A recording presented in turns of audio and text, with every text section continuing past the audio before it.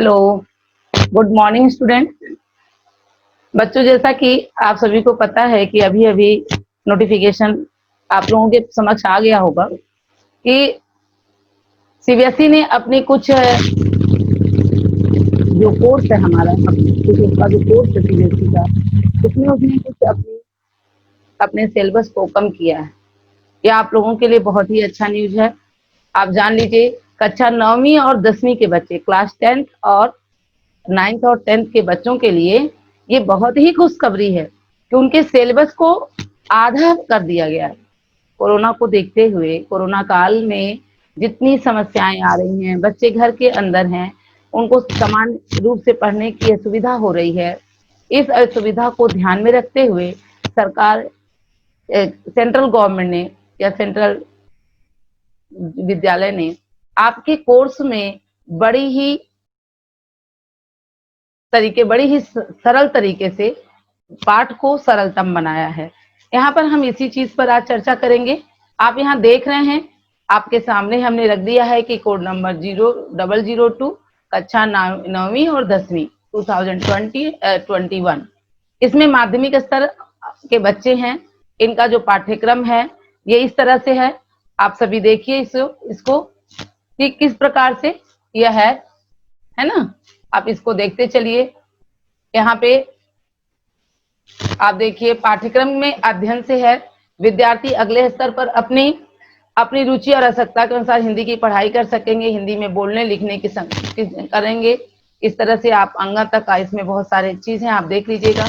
अपनी भाषा दक्षता के चलते उच्चतर माध्यमिक स्तर पर विज्ञान, समाज विज्ञान और अन्य पाठ्यक्रमों के साथ सह संबंधता, अंतर संबंध स्थापित कर सकेंगे, दैनिक जीवन में व्यवहार की विधियां आदि। इस प्रकार से आप इसे पढ़ लीजिएगा। कक्षा 9वीं और 10वीं में मातृभाषा के रूप में हिंदी शिक्षण के उद्देश्य, इसे भी आप पढ़ लीजिएगा। आप सभी बच्चे इसे देख रहे हैं ना, आप बहुत अच्छे से देख रहे होंगे। और इसी तरह हम आगे की तरफ बढ़ते हैं। इसमें भी बहुत सारे पॉइंट्स दिए गए हैं, इस पॉइंट्स को आप देखना। इसके बाद शिक्षण युक्तियां हैं, इसे भी आप देखना, जिसे आप पठित काव्यांश और गद्यांश जिसके अंतर्गत आता है। श्रवण, इसमें मौखिक संबंधित योग्यताएं, श्रवण संबंधित सुनना और बोलना, इसके संबंधित भी है।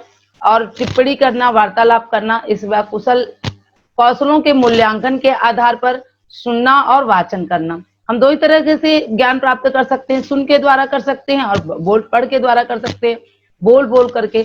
इसके बारे में भी यहाँ बताया गया है। इस प्रकार से यहाँ पे बताया गया। अब इसमें देखिए, अब आपका सही परियोजना कार्य आ गया। आपका विषय वस्तु 5 अंक, भाषा की प्रस्तुति 3 अंक, शोध एवं मौलिकता 2 अंक। आप देख रहे हैं इसमें 5, 3, 8, 2, 10 नंबर के कुल अंक हैं परियोजना कार्य के। ध्यान से देख लीजिए बच्चों। विषय वस्तु 5 अंक, भाषा एवं प्रस्तुति 3 अंक, शोध और मौलिकता 2 अंक। कक्षा 9वीं और 10वीं के बच्चे इसे ध्यान से देखें। हिंदी भाषा और साहित्य से जुड़े विविध विषयों, विधाओं, साहित्यकारों, समकालीन लेखक, मतलब जो आपके पाठ के अंतर्गत है, जिसके लेखक हो गए, कवि परिचय हो गया, उस साहित्यकार किस संबंध में लिखा है, इन सब पर आपको जो लिखने के लिए जो आपको प्रोजेक्ट वर्क दिया जाता है, इस तरह से आप इसको परियोजना कार्य में आप देख सकते हैं। अब इसमें पठन शैली है। पठन शैली की समस्या भी आप देख लेंगे। बहुत सारी चीजें उसमें आती हैं। परस्पर भाषा विचार शैली का सराहना करना, साहित्य के प्रति अभिरुचि का विकास, साहित्य की विभिन्न विधाओं में प्रकृति के अनुसार पाठन कौशल का विकास आदि। इस प्रकार से लेखन कौशल, आप पाठन कौशल हो गया, ये लेखन कौशल है। लिपि क्या है, विराम चिन्ह क्या है, मतलब भाषा की शुद्धता क्या है आदि। मात्रा, निमंत्रण पत्र, बधाई पत्र, संवेदना पत्र, ई पत्र, है ना, ये सब चीज आपको करना पड़ेगा। अनुच्छेद आएगा आपको। अनुच्छेद, आप सभी अनुच्छेद लेखन, जिसको आप लेख कहते हैं, निबंध कहते हैं। पत्र और निबंध आएगा। इस प्रकार से पत्र लेखन हो गया। विज्ञापन हो गया। विज्ञापन, आप जैसे आपको क्लास में बताया गया था, 9वीं कक्षा के बच्चों को पता होगा, 10वीं कक्षा के बच्चों को भी पता होगा, मैंने विज्ञापन तैयार कराया था। लघु लेख आता है, संदेश लेखन आता है। इस प्रकार से आपका जो आप पेपर बनेगा उसमें फर्स्ट टर्म में आएगा। अब आते हैं हम आपके कक्षा 9वीं की परीक्षा हेतु पाठ्यक्रम निर्देशन 2020-21 परीक्षा भार विभाजन, ठीक ना। अब इसमें देखिए, आपको दे दिया है अपठित गद्यांश, एक अपठित गद्यांश 100 से 150 शब्दों में जो आएगा, 10 नंबर का है। व्याकरण निर्धारित संबंध जो है 1 गुणे 16, 16 नंबर का है, व्याकरण से 16 नंबर आएगा।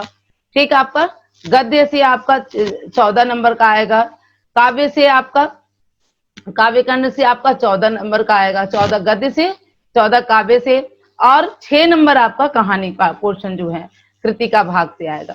समझ में आ गया? और इसके बाद निबंध हो गया, पत्र हो गया, और संवाद हो गया, लघु कथा हो गया।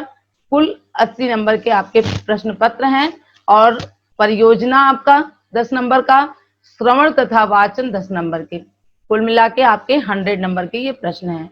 सभी को क्लियर है? सभी बच्चों को सभी समझ में आ रहा है? सभी को, सभी बच्चों को समझ में आ गया ना? अब देखिए आपके कौन कौन से पाठ निर्धारित पुस्तकें, आपको तो पता है कि आपके पुस्तक में जो निर्धारित है पाठ वो आपको पढ़ना है।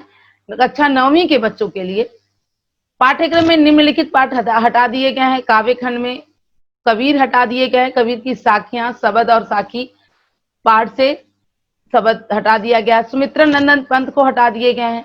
केदारनाथ अग्रवाल चंद्र गहना से लौटती बेर हटा दिया गया है। सर्वेश्वर दया सक्सेना मेघ आए हटा दिए गए हैं।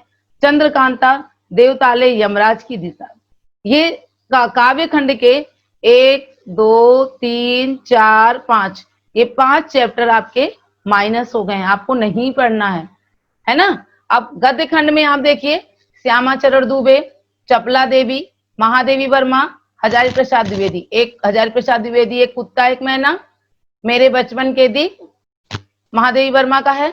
चपला देवी नाना साहब की पुत्री देवी मैना को भस्म कर दिया गया। और श्यामाचरण दुबे उपभोक्तावाद की संस्कृति, ये भी नहीं आएगा, ये भी आपका समाप्त कर दिया गया है। परिश्वरनाथ रेणु इस जल प्रलय में, इसे भी आपको समाप्त कर दिया गया, ये भी आपके पढ़ने के लिए नहीं है। शमशेर बहादुर सिंह की कहानी है, किस तरह आखिरकार में हिंदी में आया। इस प्रकार से ये जो मेन बात है, आपका मेन चैप्टर आपका है कहानी, निबंध, काव्य खंड और गद्य खंड और कृतिका भाग 1 से जो आपका है, ये कोर्स के अनुसार आपको ये सारी चीजें नहीं पढ़नी है। सीबीएसई ने आपके लिए यह बोला है कि इसका समय अप्रैल से लेके आप तक, आज तक का आपके लिए जो नुकसान हुआ है, इसे आपको नहीं पढ़ना। ये तो हुई कक्षा 9वीं के बच्चों के लिए। अब हम कक्षा 10वीं के बच्चों के लिए दिए सेम वही विकल्प है, 10 नंबर का, फिर 16 नंबर का, फिर 14 नंबर का काव्य खंड गद्य खंड से, फिर 20 नंबर का आपका हो जाएगा कृतिका से लेकर के हैं, और इसके बाद 20 नंबर का आपका लेखन संबंधित हो जाएगा, 10 नंबर का श्रवण और परियोजना, कुल मिला के 100 नंबर का।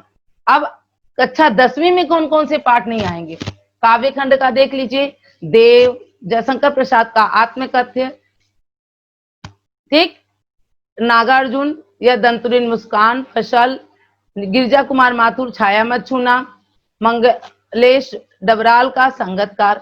1, 2, 3, 4, 5 चैप्टर, इसमें भी काव्य खंड के 5 चैप्टर माइनस कर दिए गए, हटा दिए गए, इसे आपको नहीं पढ़ना है। गद्य खंड के में है मनु भंडारी, मनु भंडारी की एक कहानी, ये भी नहीं आपको पढ़ना है। महावीर प्रसाद द्विवेदी स्त्री शिक्षा विरोधों कुतर्कों का खंडन, ये भी आपको नहीं पढ़ना है।